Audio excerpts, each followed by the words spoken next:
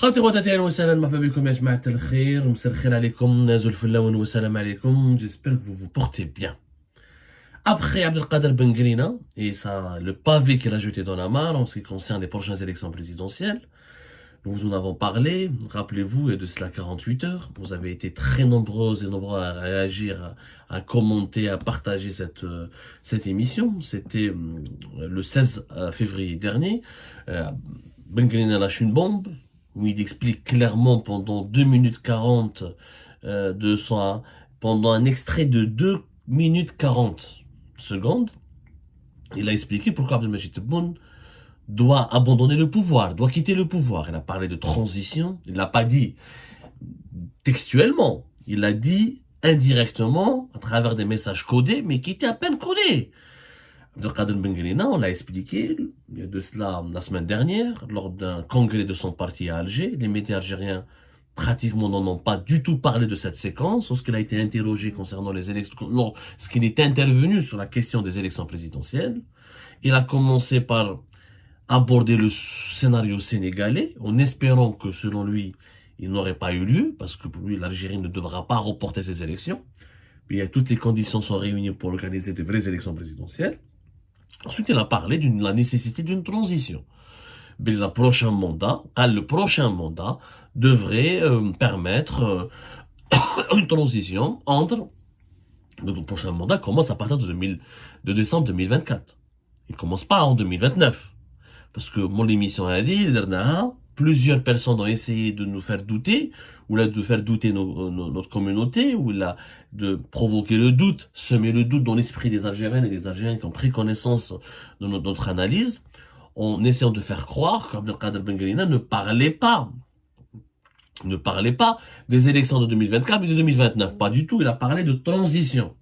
La transition qui doit commencer devrait permettre, avec un nouveau mandat, le prochain président, il a dit le prochain président devra être issu de la génération post-indépendance.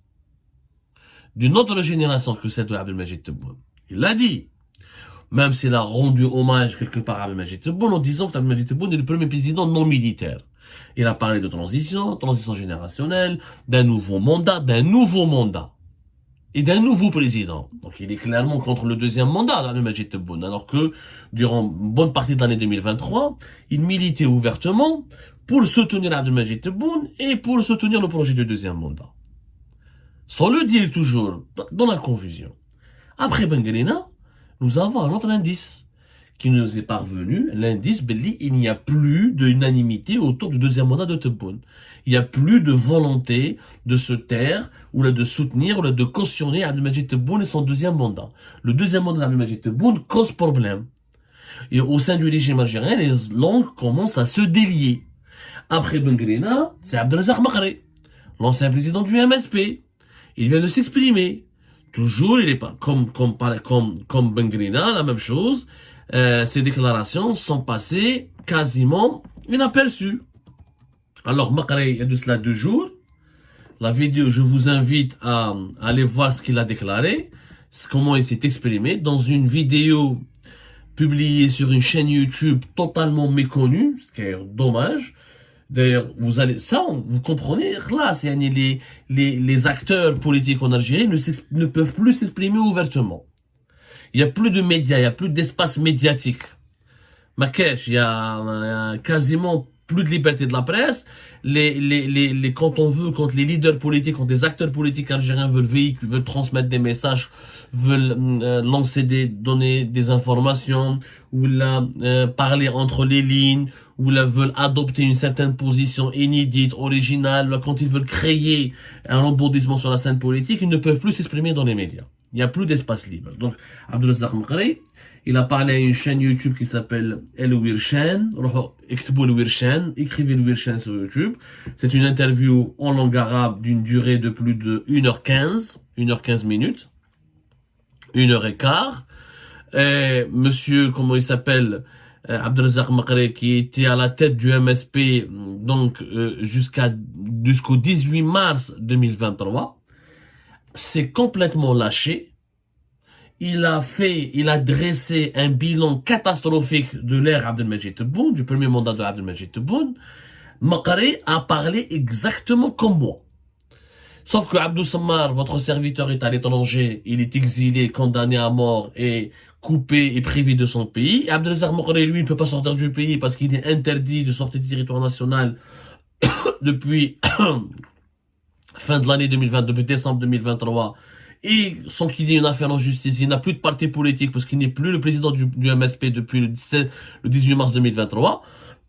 Et comme il est empêché de s'exprimer dans les médias, il a dit exactement ce que je dis sur la situation économique, sur la situation politique, sur la situation diplomatique. Je vois une interview de Makare. Il faut la voir. Elle a été pire que Benguerina. Bon, ça se comprend, Makare est plus virulent que Benguerina. Il est moins proche de Tebboune que Benguerina. Il est moins proche du régime que Tebboune que Benguerina. Il a reconnu que la situation économique est catastrophique et qu'auparavant, c'était nettement meilleur, que la situation sur les libertés publiques et juridiques et la politique, elle est catastrophique, le pays s'est renfermé. Il a critiqué les choix diplomatiques avec la diplomatie algérienne. On a des problèmes avec tous les pays du monde. On était au départ avec la Russie et la Chine, maintenant on veut se rapprocher des États-Unis d'Amérique. Ni on a gagné l'appui de l'Occident, ni on a gagné la confiance et le soutien de la Chine et de la Russie. Il a été très critique à l'égard de Tebboune. Il est parti encore plus loin. Il a même révélé dans cette vidéo que Abdelmajid Tebboune lui avait proposé de devenir ministre et qu'il avait refusé. C'est Abdelazar Makare qui le dit. C'est pas moi qui le dis. Alors, je vois l'interview, El-Wirshan. Je ne fais que reprendre et d'analyser les propos qui ont été tenus publiquement par Abdelazar Makare. Il a dit qu'il a rencontré, effectivement, Makare l'a rencontré quand il était à la tête du MSP. À plusieurs reprises, il a été reçu par Abdelmajid Tebboune. C'est une vérité. Les dates sont là, les audiences sont là. Alors, une première audience a été accordée par Tebboune au président du MSP le 14 février 2021. C'était au moment où il revenait de l'Allemagne et de sa longue période de convalescence et de soins intensifs après sa contamination aux symptômes les plus graves du coronavirus Covid-19. Plus tard, en mars 2023, c'était le 14 janvier, non, janvier 2023, Abdelmajid Tebboune a reçu aussi Abdelazar Makare, alors qu'il y avait le congrès du MSP, alors qu'il devait partir et quitter le MSP en mars 2023. Il y a eu donc au moins 2 rencontres officielles.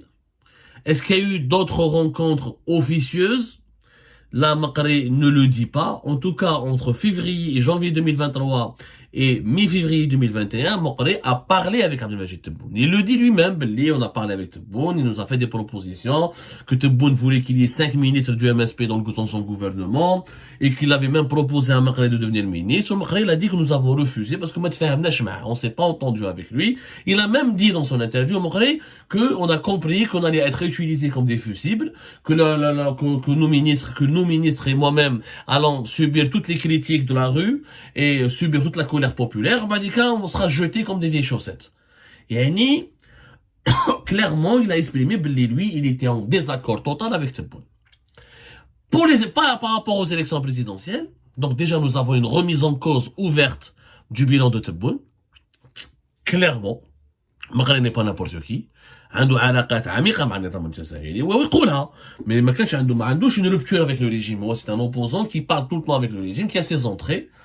Maintenant, il est sous ISTN parce qu'il a des ambitions politiques, où il reconnaît, il a même dit qu'il était prêt à être candidat aux élections si son parti, le MSP, lui demande, qu'il n'y a pas eu encore de débat au sein du MSP, mais qu'il reste un militant important du MSP, que s'il faut être candidat, il n'a pas nié, il a des ambitions pour participer aux élections présidentielles.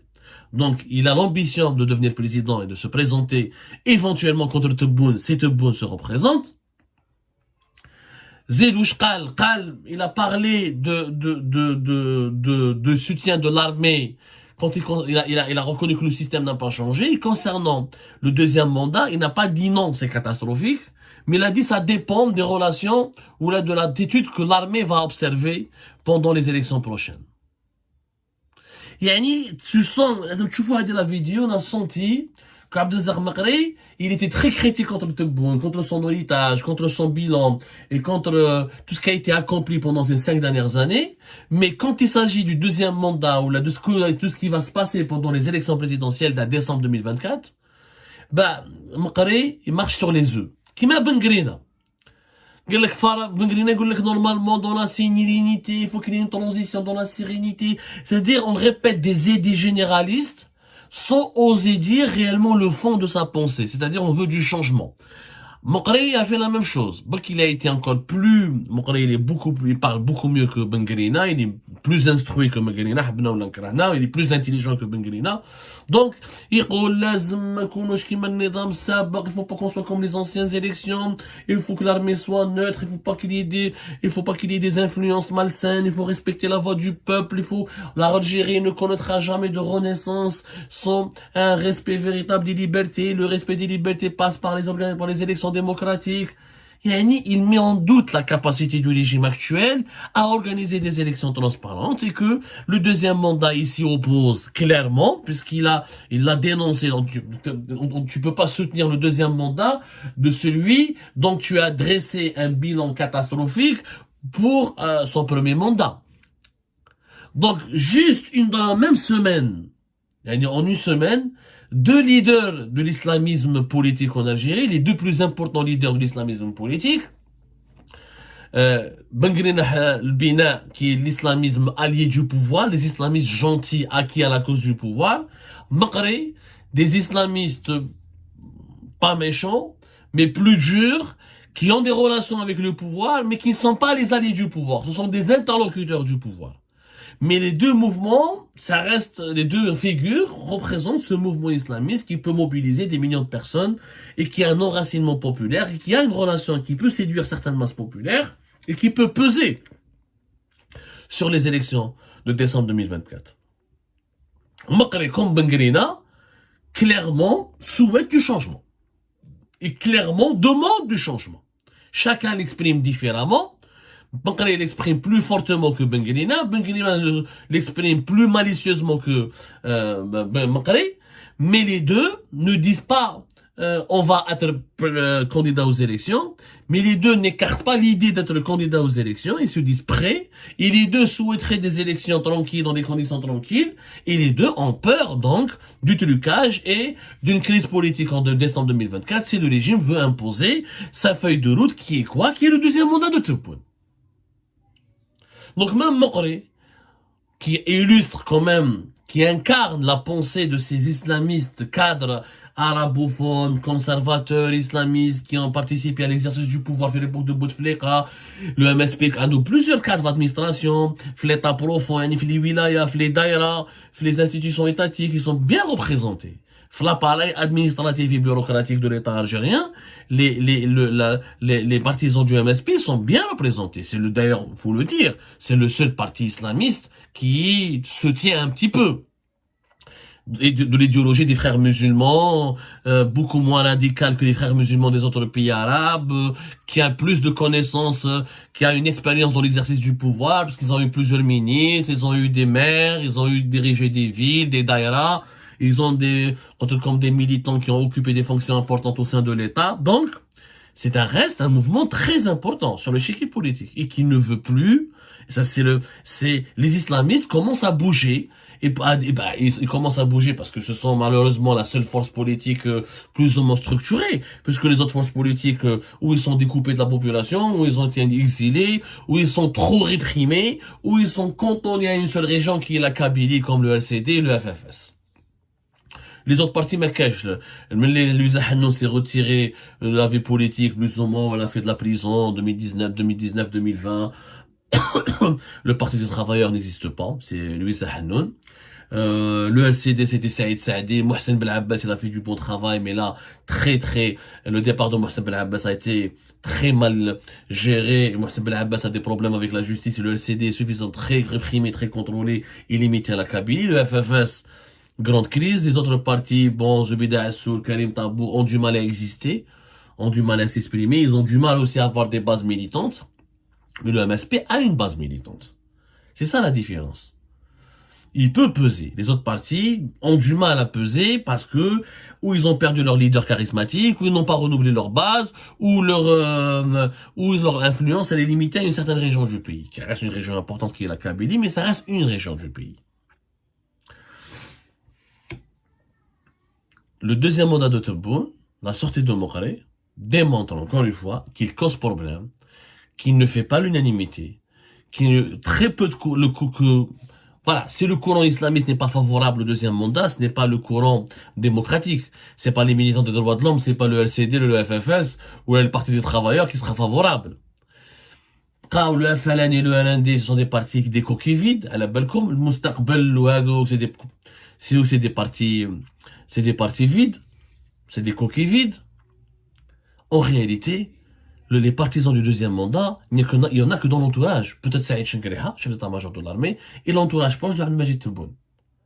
Mis à part ces deux catégories, il n'y a pas de courant qui, en tout cas, normalement, nous sommes à quelques mois des élections présidentielles, nous sommes maintenant à 6 mois, dans le moment du début de la campagne électorale pour les élections présidentielles de décembre 2024.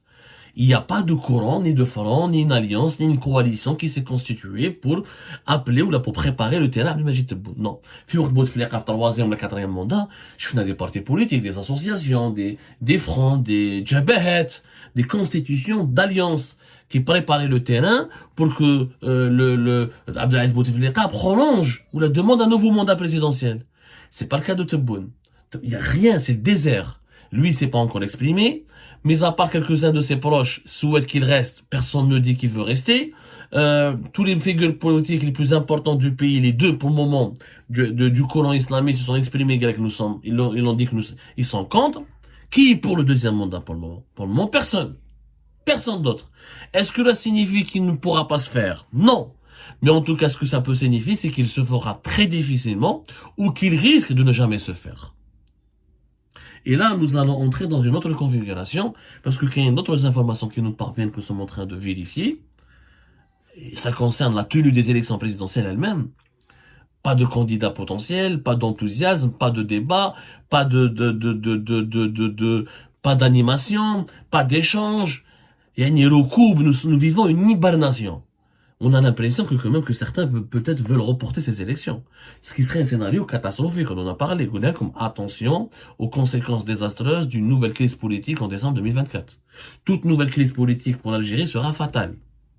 Mais pour préfigurer les traits majeurs de cette crise, il faudra qu'on continue à confirmer certaines informations. Nous le commun dès que nous aurions confirmé une information assez inquiétante sur laquelle nous bossons, nous vous ferons part de nos conclusions les plus rapidement possible dès qu'on aura pu recueillir tous les éléments factuels démontrant la véracité des informations de notre position.